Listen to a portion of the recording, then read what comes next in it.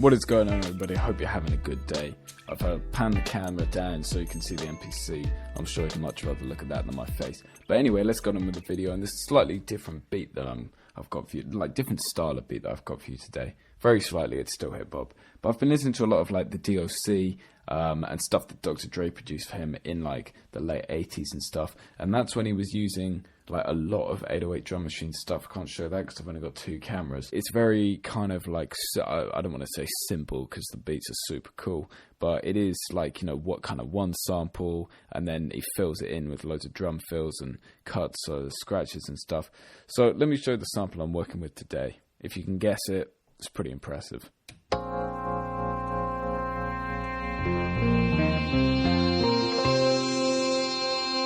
So you can hear there that there's like some slightly off notes, chords and stuff, but I kept it at its original pitch to match the tempo and stuff, because obviously on the MPC, if you pitch it down, it slows down.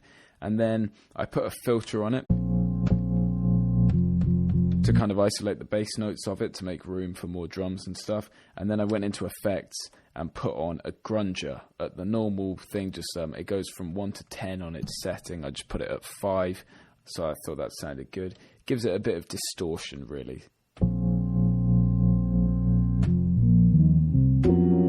And this note I wasn't quite sure about, but the bass note does fit with it. It's just got a weird chord on top, but I thought that kind of added to the whole vibe of it, really. I just played that in, and then we come over to the drums. This is the most tracks I've ever done on a song. There are so many tracks that all of this pad bank has been filled up, so I've had to go onto the B side of the pad bank.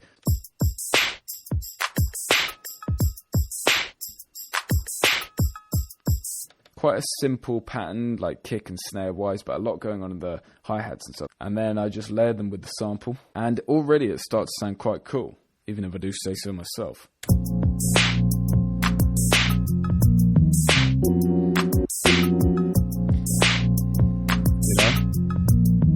But we need something more. We need like a few horns and stuff. So let's add in some.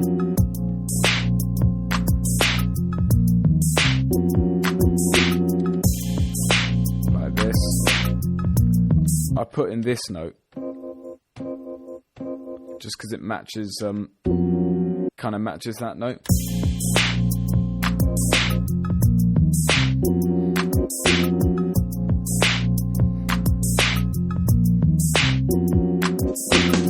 I also put in a few fills.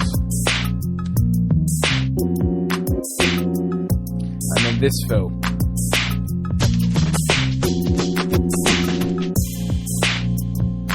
Obviously it's a bit out of sync and a bit out of level, but we can fix all that on the computer. And then pretty much the rest of it was just filling in loads of random stuff. So I've got horns, and then a scratch thing. I thought this was proper cool. This was inspired by, what song is it? Pretty sure it's D's Nuts by Dr. Dre on the Chronic album, but he does a scratch at the start of every like 4-bar pattern, so it sounds like. So he doesn't do it leading in, he does it on the drop. So I just recorded myself scratching in, and it just goes like that. I put it every 2 bars. Like that. I thought it sounded quite cool. I don't do it every like sequence because, you know, I need the contrast and stuff like that. But then we come in, put a few horns in maybe.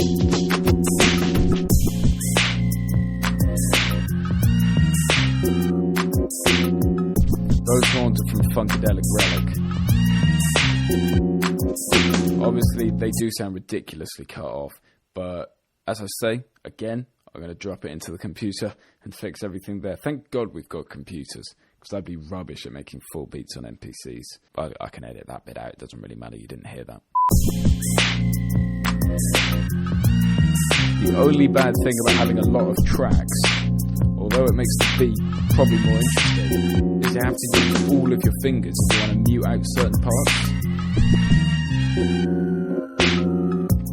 And then you lose track of what's on and what's off. Right. See, then I kind of got bored of that after listening to that 8-bar loop for about 2 hours on end. So I made a second sequence. This one incorporates a couple of different drum breaks and then also the MPC's phaser kind of plugin or program that it's got going on. And those use these drum breaks. So I put on heavy phase on that one. And I just thought that'd be cool because with the phaser, it takes out some of the bass, and so the next sequence can come in really hard. I also did that with this kind of samba one.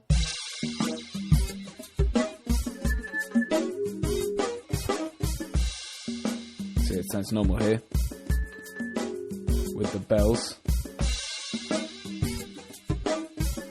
What I did also to cut off that sample, I set just pad 10, which is empty, to the same mute group so that I can do this. Instead of just it going on like this, I can go like...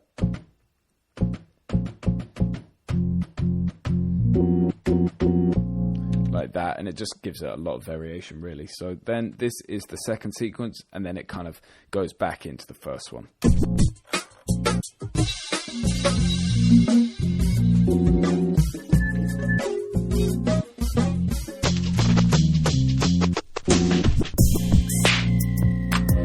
Does need some work, but again, we can do it on the computer.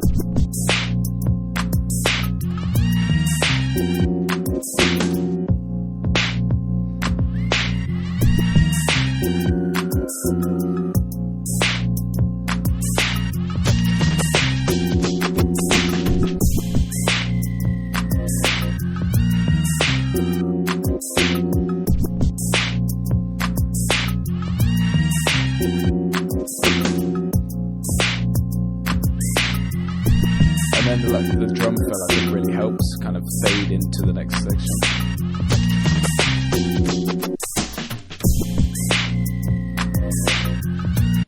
Anyway, I'm bored of that. I've been listening to that for about 3 or 4 hours on loop, non-stop. But hopefully you're not bored of it. So if you want to listen to it more, well, you're not going to be able to listen to it more because I'm not going to finish it for a while. But anyway, live in hope, subscribe, like the video if you enjoyed the beat. Have a super duper rest of the weekend. Hopefully it will be after you've watched this video. Keep looking forward to the next video, and I'll see you in the next one.